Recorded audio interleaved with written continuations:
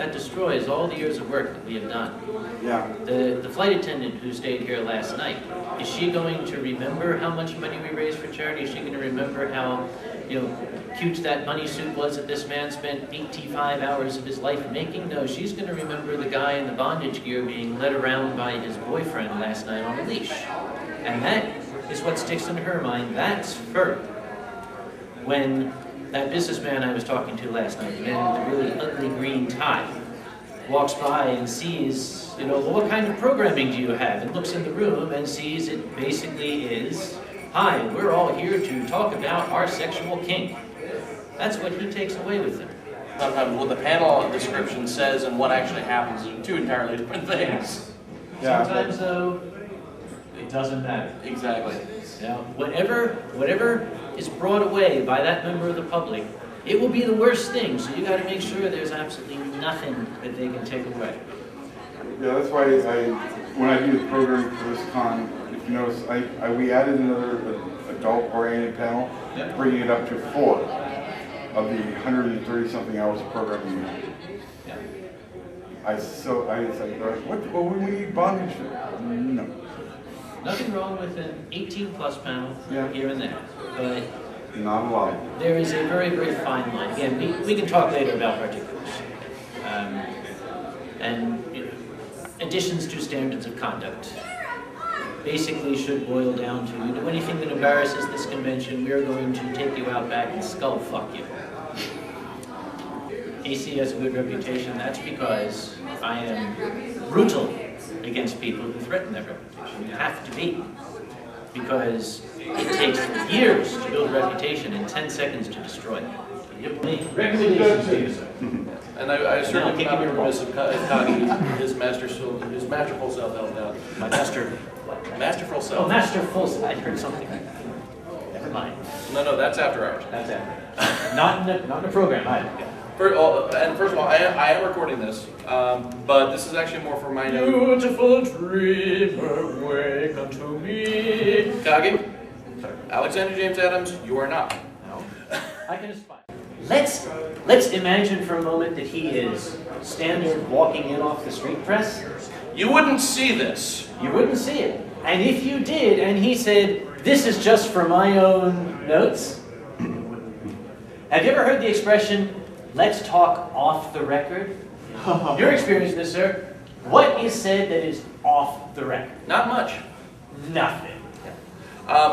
There are. I've actually met good press. I've met bad press. There are good press out there. They're hard to find. Mainly because the press machine, be it print, be it news, be it media, be it radio, what have you, the press machine wants certain stuff, and the lowly reporter has to pay his bills. Now, I don't necessarily approve of that, but I understand it. Knowing that, it at least helps you be able to kind of understand where press is coming from. As far as good and bad, though, most of the press you're going to find, they're going to be looking for a story, even if they say they're off the record. Now, ethically, when they say off the record, they shouldn't re-report it. But as we've all experienced, I mean, take a look at any CNN newsfeed on politics. What ethics? Well, the only thing I can add is the talk when you say good press and bad press. Sometimes there is the don't care press. Because remember, if you're in the business of, let's say, television news, that's good, television news, ratings are everything. Your paycheck is based on the number of people who click that remote to your channel at 6 p.m. And if you can have the lead-in at some point, that little blurb at the end of your favorite TV show that makes the credits go squish down to the corner like this. Next on the 11 o'clock news. Yes. Next on the 11 o'clock news. Man slaughters 5 and blames Bill Gates. Exactly. Oh, I want to look at that. Or, what a crazy convention we saw down at the convention center. Some people may click on it, and if they add, and wait till you hear what they do in those costumes. Click, click, click, click, click, click, click, click, click. Dollars go up. Dollars, dollars, dollars. You give them anything, and they will jump on it. That Next at 11, the real life CSI episode.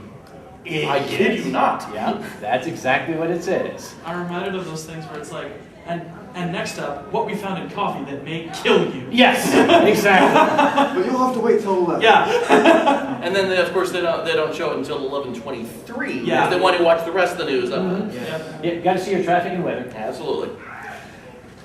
The thing is, these people want to get the most outlandish, the most titillating, the most holy cow stuff on film or on tape or in print that they can. Which is why when they go to a con, they're going to lean their head in this room and they're going to see all these fine people sitting in. They might see the guy with the thing that says, okay, we'll consider him for later. He's kind of strange, but the rest of these guys look too normal. Then they're going to go out there, and they're, okay, this guy's got ears, we'll think. Then they're going to go out there, and here's the guy with a tutu and a pacifier in his mouth. Let's talk to him! And in the background is going to be Kage going. Yep. I got to tell him about the orange-haired man. Please. Do you guys know about the orange-haired man? Raise your hands if you know about the orange-haired man. I'm getting this on record, too. Good, you'll like this. If you're listening, orange-haired man, I'm still going to murder you. The orange-haired man went to AnthroCon in 2006. I believe it was 2006. News to me. Oh, speaking of news. We actually do invite the local networks and the local papers to come in. Why? They're going to come anyway. See, remind me to touch back on that later. Oh, I will. AnthroCon is sort of like, okay, Godzilla's coming to town, we'll throw a big blanket on him and nobody will notice. Yeah, they're going to notice. So you can either stand in front, nothing to see here, nothing to see here, move along. Nothing but edge. Yep. Well, that way, if I know they're coming at 10, I can get like my guests of honor. I can get some of the greatest fursuits we got. I can get some professionals in the furry industry who are just happen to be walking by. Oh, I'll tell you, oh look, here's Mr. Stan Sakai, who randomly happens to be walking by here. Hi Stan, good to see you. Why don't you go talk to this lady over here? But I got the radio call, Channel 4 has got here, but they're talking with people outside. Outside is the wilderness. I can't do anything about outside. The untamed wilderness. Yes. And I ran outside, and here was Channel 4 set up, and they got their camera on the tri thingy here, and they had a guy with this brilliant, bright orange hair. And he was talking like this. He's very Italian, talking with this, and I knew that he was not thinking about what he was saying, because he's talking very rapidly and doing this with his hands. So I kind of skirted around behind him, and went around behind the camera and stood and watched him like this. And I stood there, and as I stood there, helpless to stop it, I heard this guy say, you know, a lot of people think we're sexual deviants. That's not true. Only about 10% of us are sexual deviants. I want to cry. This was 3 years ago. Yeah. And I went,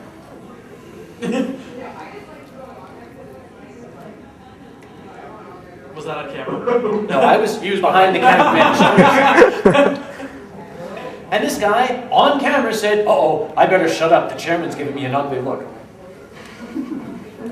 Hi, I'm Sam. Why don't we go inside? Security. See, you can plan for it, you can try, but we are our own worst enemy. It was last year, speaking of good press. Oh, I like to hear about good press. You'll like good press. I like We had this wonderful reporter came in. I can't remember his name. I can't remember. He was from Channel 2. I don't know anything outside of Seattle. I'm completely ignorant. But he was a large African-American gentleman, very, very nicely dressed, came in, and they wanted pictures in the lobby because you got fursuiters in there. So he wanted to interview somebody that happened to be randomly walking past at the moment. Oh, look, it's one of our guests of honor. Nicodemus! Yes, Mr. Nicodemus, why don't you talk to this nice man? And since it was a fursuit guy, yes, we had like a big line of fursuiters back there. And the big line of fursuiters, like, you know, here they are, and it was a wonderful backdrop. It was great. And I was standing off to the side, watching this, and while the camera is rolling and this guy's getting interviewed, this guy in a husky suit comes up and starts dry humping one of the fursuiters. And I'm like,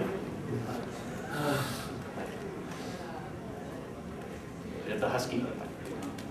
BAM! I just cold cocked the motherfucker. And grabbed him and yanked him back like this. Handed him off to one of the door signs and never saw him again. Which is good. I don't want to know who it was. And I'm thinking, that was probably all on camera. That's it. We're done. We're finished. And I saw the report at 6 o'clock that night. Oh, sorry, 6:23. Yeah. And here we have the line of fursuiters, and they're talking to the nicest, and you see the husky come in from the side, and then, as the interview's going on, it cut to a B-roll pan of the dealer's room. And then it came back just in time to see the husky going free off like that. Yes!